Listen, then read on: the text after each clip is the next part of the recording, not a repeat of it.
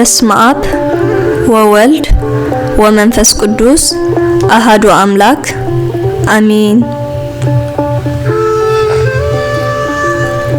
ዘወረደ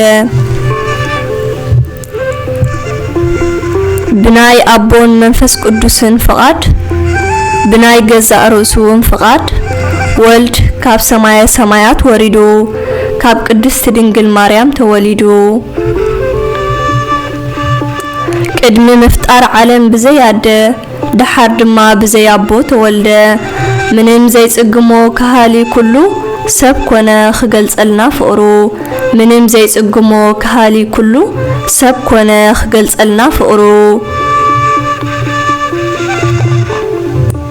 መታን ከብቅዕ ናይ ዘመናት ትጽቢት መፈጸምታ ክረክብ ትንቢት ናይ ነቢያት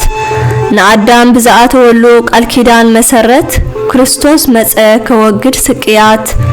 ንአዳም ብዝኣተወሉ ቃል ኪዳን መሰረት ክርስቶስ መጸ ከወግድ ስቅያት ጎይታ ካብ ሰማይ ወረደ ከኽትን ዘመነ ፍዳ ዳግማይ አዳም ኮነ ክድምስስ ነትናትና ዕዳ ፍጹም አምላኽ ፍጹም ሰብ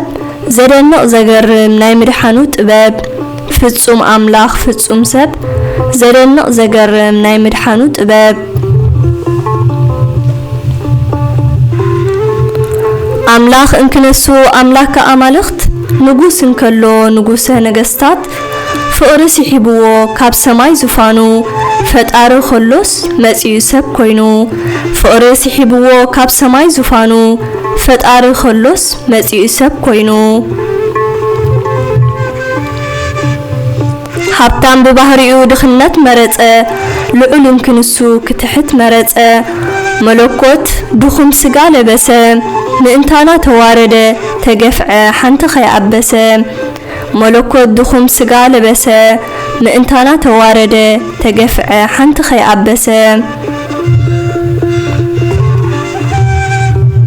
ብኡኡ ንኣምን ህይወት ንኽንረክብ ኣብ መስቀል ተሰቕለ ወዲ ሰብ ክንድኡ ፍቀረና ሓደ ወዱ በጃ ክሳዕ መሃብ ክንድኡ ፍቀረና ሓደ ወዱ በጃ ክሳዕ መሃብ ብርሃን ናብ ዓለም መጸ ሰብ ግና ንጸላም መረጸ ጎይታና ዝመጸ ኣይኮነን ክፈርደና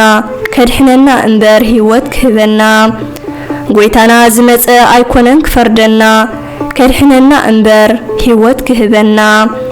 ጎይታና ዝመጸ ኣይኮነን ክፈርደና ከድሕነና እምበር ህይወት ክህበና